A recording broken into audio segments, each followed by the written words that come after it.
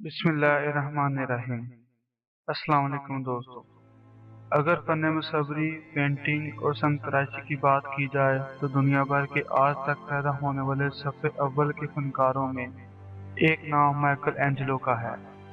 یہ ایک ایسے سنگ تراش تھے جس نے یورپی مصوری اور سنگ تراشی کی ترقی میں بہت اہم کردار ادا کیا۔ یہ 6 مارچ 1475 کو اٹلی کے ایک شہر کیپریس میں پیدا ہوئے، جو اب کیپریس مائیکل اینجلو کے نام سے جانا جاتا ہے۔ وہ اپنے کام سے کبھی خوش نہیں ہوتے تھے اور ہمیشہ شکایت کرتے کہ پینٹنگ اور سنگ تراشی میرے بس کا کام نہیں۔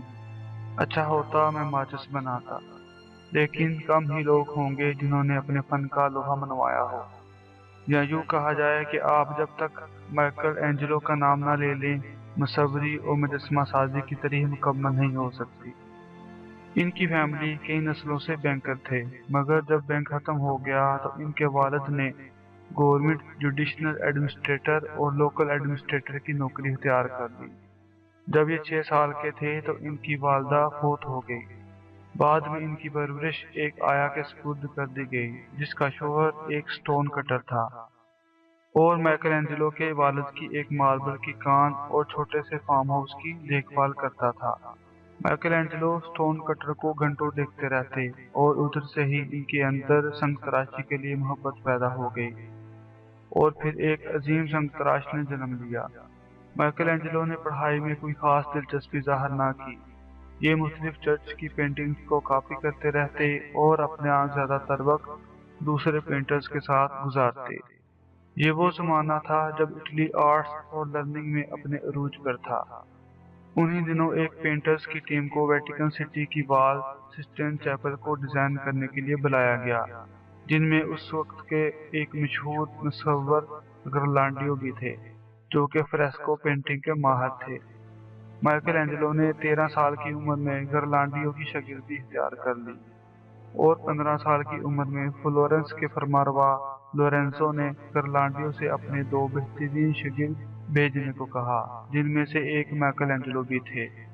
مائیکل اینجلو لورینزو کے خاندان کے ساتھ میڈیسی محل میں رہنے لگے، جہاں وہ مختلف پاپ اور فرمانرواؤں کی مختلف پینٹنگز پر کام کرتے رہے، اور اس وقت میڈونا آف دی اسٹیپس اور بیٹل آف دی سنٹارس کی سنگ تراشی کی۔ 1492 میں جب فلورنس کے فرمانروا کا انتقال ہو گیا تو وہ واپس اپنے والد کے پاس جا کر رہنے لگے۔ 1497 میں کو فرینچ ایمبیسیڈر نے پائٹا کا مجسمہ بنانے کے لیے مائیکل اینجلو کو ہائر کیا، جس کو بنانے میں تقریباً 2 سال لگے، اور جلد ہی دنیا کے بہترین مجسمہ سازی کے شاہکاروں میں شامل ہونے لگا۔ جب مائیکل اینجلو نے مجسمہ مکمل کیا تو تب ان کی عمر 24 سال تھی۔ 1499 میں مائیکل اینجلو واپس فلورنس آ گئے، اور انہوں نے ماربل کے ایک بیکار ٹکڑے کو اپنی سب سے بہترین شاہکار میں بدل ڈالا، جسے ڈیوڈ کا مجسمہ کہتے ہیں۔ تب ان کی عمر صرف 29 سال تھی۔ اس مجسمے کو مجسمہ سازی کا عجوبہ بھی کہا جاتا ہے۔ اس کی لمبائی 17 فٹ ہے۔ یہ مجسمہ اس قدر مکمل تھا کہ اس کی تکمیل کے بعد خود مائیکل اینجلو نے جب اسے دیکھا تو اس نے مجسمے کے گھٹنے پر تیشہ مار کر کہا کہ بولو اب تم بولتے کیوں نہیں ہو۔ یہ مائیکل اینجلو کا ہی قول تھا کہ مجسمہ پتھر کے اندر ہوتا ہے، میں تو بس اس کے اوپر سے فالتو پتھر ہٹا دیتا ہوں۔ وہ ایک درویش سخت انسان تھے، اسے اپنے کام کے سوا کسی اور چیز کی کوئی پرواہ نہیں ہوتی تھی۔ وہ کام کرتے کرتے پانی کے ساتھ روٹی کھا لیتا تھا، تھک جاتا تو بعض اوقات اسی چٹان پر سو جاتا جسے وہ تراش رہا ہوتا۔ وہ گھٹنوں تک لمبے بوٹ پہنتا تھا اور انہیں مہینوں تک اتارتا نہ تھا۔ اس کے شاگردوں کے مطابق وہ جب کبھی اپنا جوتا اتارتا تو اس کے پاؤں اس قدر گل سڑ چکے ہوتے کہ پاؤں کی جلد بھی بوٹ کے ساتھ اتر جاتی۔ 1505 میں روم کے فرمانروا پوپ جولیس II نے انہیں واپس روم میں لا لیا اور پاپ سٹام بنانے کے لیے ان کو کہا، جس میں 14 سٹیچو بننے تھے، اور اس کو بنانے کے لیے 5 سال کا وقت دیا گیا، جہاں انہیں پاپ کے نگران کی مسلسل دخل اندازی اور دوسرے چھوٹے چھوٹے کاموں کا سامنا کرنا پڑا۔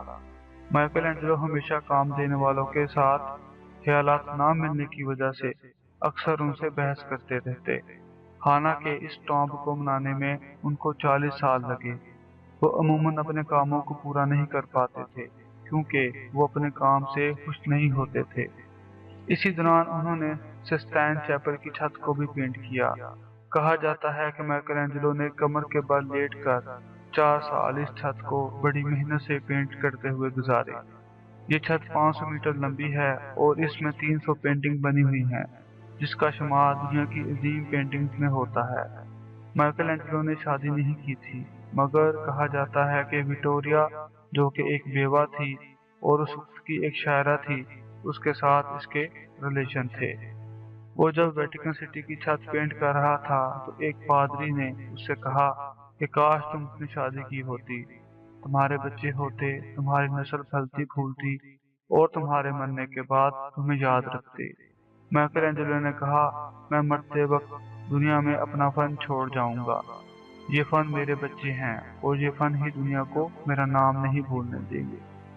माइकलएंजेलो 88 साल तक जिंदा रहे और 18 फरवरी 1564 को इटली में फोर्ट हुए। उन्होंने आखिरी वक्त सेंट पीटर के चर्च को डिजाइन करते हुए गुजारे और इस खास किस्म के गुंबद की दुनिया भर में नकल की गई। ये अपना काम मुकम्मल नहीं कर सके क्योंकि अपना काम बेहतरीन तरीके से करने के आदी थे। इनके फन की वजह से इनका शुमार दुनिया के अजीम लोगों में होता है। दोस्तों, अगर आपको ये वीडियो पसंद आई हो तो प्लीज़ लाइक करें और हमारे चैनल को सब्सक्राइब करके बेल के आइकन पर क्लिक करें ताकि हर आने वाली वीडियो का नोटिफिकेशन आपको मिल सके। शुक्रिया।